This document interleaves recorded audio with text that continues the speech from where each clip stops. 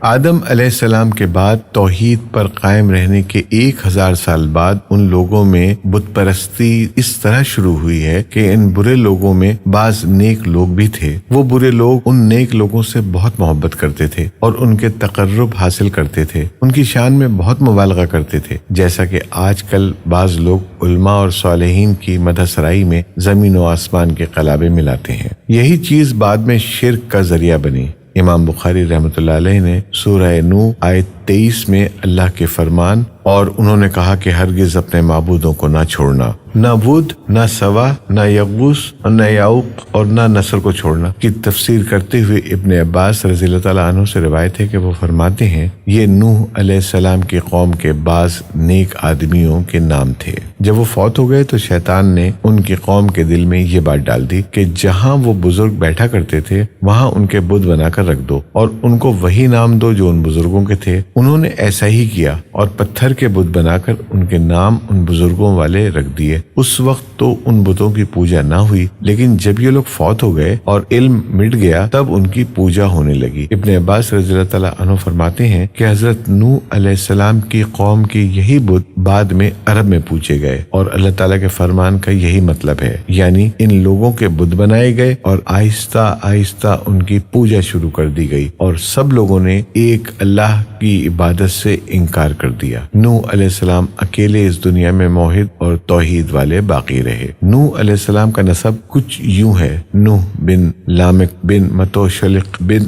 ادریس، اس طرح ادریس علیہ السلام ان کے پردادا ہوئے۔ اس وقت لوگوں کی عمریں بہت طویل ہوتی تھیں، اس لیے ہم کہہ سکتے ہیں کہ ادریس علیہ السلام کئی 100 سال زندہ رہے اور نوح علیہ السلام 1000 سال سے بھی زیادہ عرصے زندہ رہے۔ عمر لمبی ہونے کی وجہ سے ہی ادریس علیہ السلام اور نوح علیہ السلام کے درمیان کافی مدت بنتی ہے اور اسی مدت کے دوران کفر و شرک نے زور پکڑا اور بتوں کی عبادت شروع ہو گئی۔ تب اللہ تعالیٰ نے نوح علیہ السلام کو زمین میں محبوس فرمایا۔ ابن عباس رضی اللہ عنہما سے روایت ہے کہ نبی اکرم صلی اللہ علیہ وسلم نے فرمایا آدم علیہ السلام اور نوح علیہ السلام کے درمیان 10 کرب تھے، ایک کرب 1.25 سال کا ہوتا ہے۔ آدم علیہ السلام کے 1000 سال بعد لوگ توحید پر قائم رہے، پھر آہستہ آہستہ شیطان نے انہیں شرک کے راستے پر ڈال دیا، شرک عام ہو گیا، ایک اللہ کی عبادت بالکل ختم ہو کر رہ گئی۔ تب اللہ نے نوح علیہ السلام کو محبوس فرمایا، انہوں نے اللہ کی طرف دعوت دی اور انہوں نے بہت مشقت اٹھائی،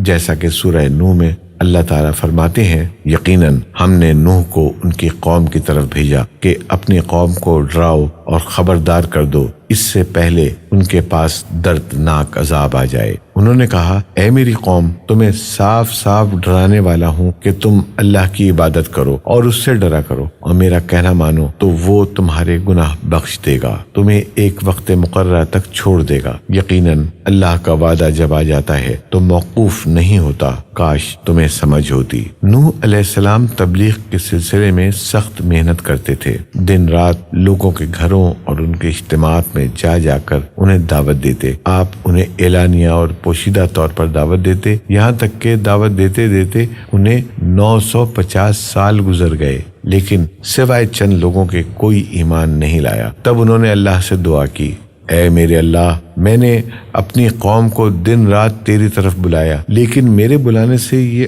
اور زیادہ بھاگنے لگے۔ انہوں نے اپنے کانوں میں انگلیاں ٹھوس لیں، اپنے اوپر کپڑے اوڑھ لیے اور کہنے لگے ہم تیری شکل دیکھنا نہیں چاہتے۔ میرے اللہ، یہ لوگ تیری باتیں سننا پسند نہیں کرتے۔ میں نے پھر بھی ان سے کہا کہ اپنے مالک سے بخشش طلب کرو، وہ بڑا بخشنے والا ہے۔ اس وقت نوح علیہ السلام کی قوم میں ایک بادشاہ تھا، وہ بہت مغرور تھا۔ قوم سے کہنے لگا کہ نوح کی باتوں پر کان نہ دھرنا اور نہ اس سے بحث کرنا ہے، یہ جو کرتا ہے اسے کرنے دو، تم اپنے بتوں کی پوجا پر ڈٹے رہو۔ چنانچہ لوگوں نے نوح علیہ السلام کی باتوں کی طرف سے کان بند کر لیے، اپنے بادشاہ کی ہدایت پر عمل کرنے لگے۔ تب نوح علیہ السلام نے اللہ سے فریاد کی، اے میرے پروردگار، یہ میرا کہنا نہیں مانتے، ان لوگوں کی سنتے ہیں جن کی اولاد اور مال نے فائدہ تو نہ دیا، الٹا نقصان پہنچایا، اور انہوں نے میرے ساتھ بڑا داؤ کیا، یعنی دوسروں کو میرے در پہ کر دیا، خود بھی مجھے سزانے میں کوئی کسر نہ چھوڑی، اور آپس میں ایک دوسرے سے کہنے لگے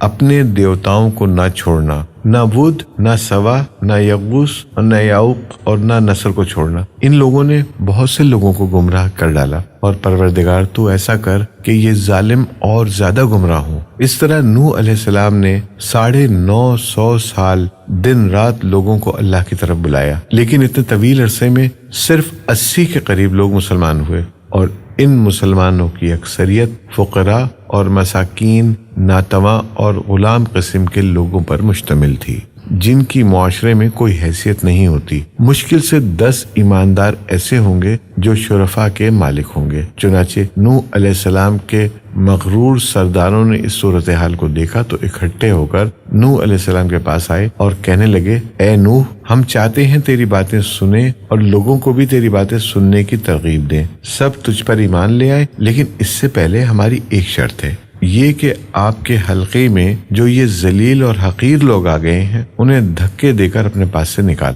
ہم اپنی قوم کے سردار، چودھری اور مقام و مرتبہ والے لوگ ہیں، اس لیے ہم ان فقیر لوگوں کے پاس نہیں بیٹھ سکتے ہیں۔ اگر آپ انہیں نکال دیتے ہیں تو ہم ایمان لے آئیں گے۔ اللہ تعالیٰ نے نوح علیہ السلام کی قوم کے ان سرداروں کی تردید سورہ ہود کی ان آیات میں کی ہے۔ اللہ تعالیٰ فرماتے ہیں، کافر سردار نوح سے کہنے لگے، ہم تو یہ دیکھتے ہیں کہ تم ہماری طرح ایک آدمی ہو، اور یہ بھی دیکھتے ہیں صرف ان لوگوں نے تیری پیروی کی ہے جو ہم میں ذلیل ہیں، وہ بھی اوپر کی عقل سے، اور ہم تو تمہیں کسی بات پر اپنے آپ سے زیادہ نہیں پاتے بلکہ تمہیں چھوٹا خیال کرتے ہیں۔ نوح نے کہا، اے سرداروں، بتاؤ تو صحیح، اگر میں اپنے رب کی طرف سے جو دلیل آئی ہے اس پر قائم ہوا، اس نے اپنی مہربانی سے مجھے سرفراز کیا اور تم سے چھپی رہی، تو کیا زبردستی میں اسے تمہارے سر منڈ دوں گا، حالانکہ تم اس سے بیزار ہو۔ میری قوم والوں میں تم سے اس پر کوئی مال نہیں مانگنا، میرا ثواب تو صرف اللہ تعالیٰ کے یہاں ہے۔ نہ میں ایمانداروں کو اپنے پاس سے نکال سکتا ہوں،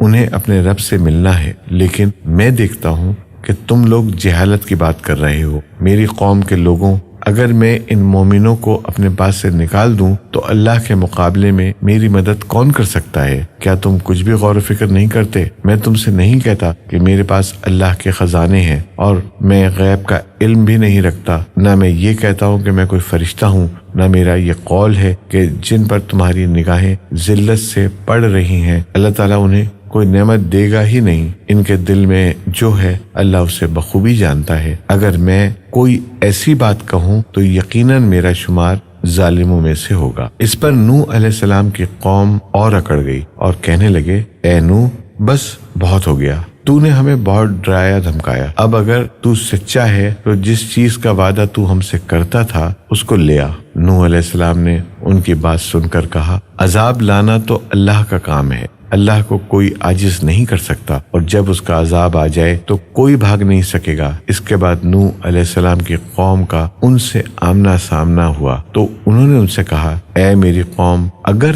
تم پر یہ گراں گزرتا ہے کہ میں تم میں رہتا ہوں اور تمہیں اللہ کی باتیں سنا رہا ہوں، تم اس سے چڑھتے اور مجھے نقصان پہنچانے کے در پہ رہتے ہو تو سنو، میں صاف کہتا ہوں، مجھے تمہارا کوئی خوف نہیں، تمہاری کوئی پرواہ نہیں، تم سے جو ہو سکے کر گزرو، میرا جو بگاڑ سکتے ہو بگاڑ لو، تم اپنے شریکوں اور جھوٹے معبودوں کو بھی بلا لو، مل جل کر مشورے کر کے بات کھول کر پوری قوت کے ساتھ مجھ پر حملہ کرو، تمہیں قسم ہے تم میرا جو بگاڑ سکتے ہو بگاڑ لو، مجھے بالکل مہلت نہ دو، اچانک مجھے گھیر لو، میں بالکل بے خوف ہوں، اس لیے کہ تمہارے راستے کو میں باطل جانتا ہوں، میں حق پر ہوں اور حق کا ساتھی اللہ ہوتا ہے، میرا بھروسہ اس عظیم ذات پر ہے، مجھے اس کی قدرت کی بڑائی معلوم ہے۔ نوح علیہ السلام نے واضح الفاظ میں اپنی قوم کو چیلنج کیا، لیکن کسی میں طاقت نہ ہوئی کہ وہ نوح علیہ السلام کا مقابلہ کر سکے، چنانچہ کہنے لگے، اسے چھوڑ دو، یہ مجنون اور بے وقوف ہے، نعوذ باللہ۔ بہرحال معاملہ اسی طرز پر چلتا رہا، یہاں تک کہ سال ہا سال گزر گئے لیکن کوئی مسلمان نہ ہوا۔ پھر پہاڑ پر رہنے والے لوگ روز بروز برائی پہ ترقی کرتے چلے گئے،